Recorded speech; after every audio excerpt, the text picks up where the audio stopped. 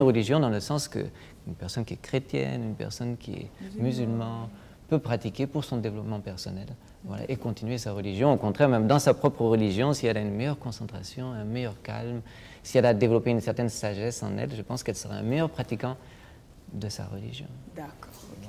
Moi, j'ai envie de savoir comment vous avez rencontré le yoga. Comment ça s'est passé? Je pense que c'était avec Maître Idriss Rawa. C'était l'ancien ambassadeur du Burkina en Inde. Okay. Il est arrivé ici avec une structure de volontariat. Voilà. Oui. Ils ont eu à rencontrer Franck parce qu'il travaillait déjà dans cette structure-là. Ils lui ont demandé s'il pouvait organiser une équipe pour qu'il leur inculque en fait le savoir sur le yoga. Voilà.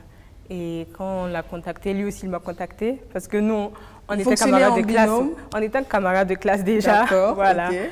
Et comme on s'entendait bien, il m'a contacté également pour qu'on essaie de s'intégrer en fait au groupe et commencer l'apprentissage. D'accord. Voilà. Et ça semblait intéresser beaucoup de personnes ou pas, le yoga, à cette époque? À cette époque, il faut souligner qu'il y a plus d'une vingtaine qui se sont engagés. D'accord. Mais qui n'ont pas terminé. Qui n'ont pas terminé la formation? Oui. Et finalement, combien ont fini la formation? Bon, je peux dire que finalement, une dizaine. D'accord. Mais on est deux seulement à avoir mis en place une structure et à toujours donner les séances. D'accord. Sinon, les autres ont, je peux dire, abandonné en quelque sorte. Qu'est-ce qui explique ça? Est-ce que c'est parce que c'est long, c'est difficile? C'est quoi, à votre avis? Je peux dire que d'abord, le yoga est une discipline.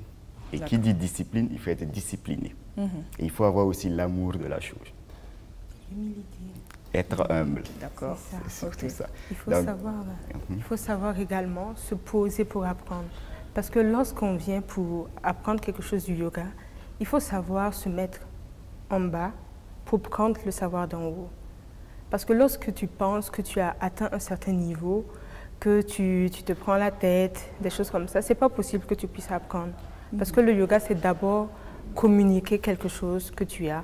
Et si tu ne sais pas te calmer pour écouter, tu ne pourras pas donner non plus. Il faut savoir écouter pour savoir rendre. C'est sûr. Voilà. C'est clair. Donc, c'était un peu compliqué pour certains.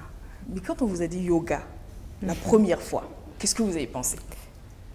Moi, personnellement, quand on a dit yoga, moi, j'ai vite pensé sport. D'accord. Oui, j'ai toujours aimé le sport. Donc, quand on a dit yoga, j'ai dit je suis prêt. Ok. Et c'est à la longue maintenant j'ai compris que le yoga n'est pas seulement un sport. Ok. Parce qu'il travaille à la fois et le mental et le physique. Ok. Et ce que nous faisons, c'est le hatha yoga. Bon, on va revenir sur ça. Parce qu'il y a une communion entre l'esprit et le physique. D'accord. Voilà. Ok. Et toi? Moi, quand j'ai entendu yoga, tout ce à quoi j'ai pensé, c'est je ne connais pas, je veux découvrir. D'accord. Je ne connais pas, je veux découvrir. J'ai envie de savoir. Voilà, c'est ça. D'accord. Et visiblement, tu as découvert, tu as aimé, tu es dedans. Exactement. Ok. Donc, je me retourne vers Dada. Je peux vous appeler comme ça? Oui, c'est parfait. D'accord. C'est quoi le yoga et d'où ça vient? Alors, le yoga, c'est né il y a très très longtemps. On parle de 7000, 8000, voire 10 000 ans de ça. D'accord. Et ça a été inventé par des grands sages qu'on appelait des rishis.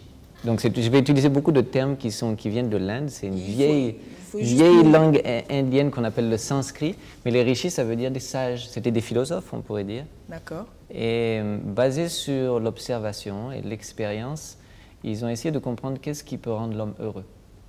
Parce qu'on est tous à la recherche du bonheur. Du bonheur, on est tous vrai. à la recherche du bonheur, mais le bonheur n'est pas facile à atteindre. Et la preuve, c'est que si on demande autour de nous qui est heureux, 100%, et là, ils vont dire, bon, 70, 75, mais 100.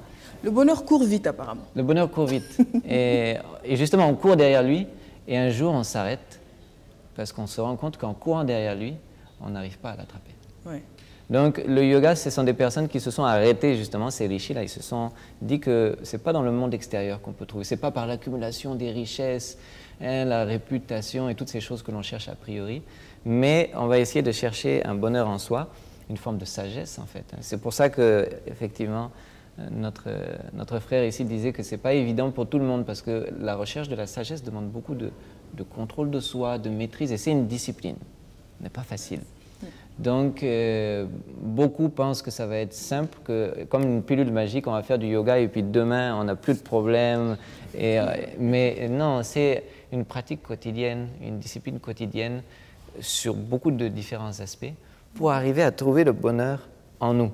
Et donc, ces rishis, donc ces sages-là, il y a 7000 ans, ils ont commencé par fermer les yeux, par se retirer pour essayer de comprendre ce qu'on a à l'intérieur de nous, qui je suis, qui est ce suprême, s'il y a un suprême, qui est ce suprême, qu'est-ce que...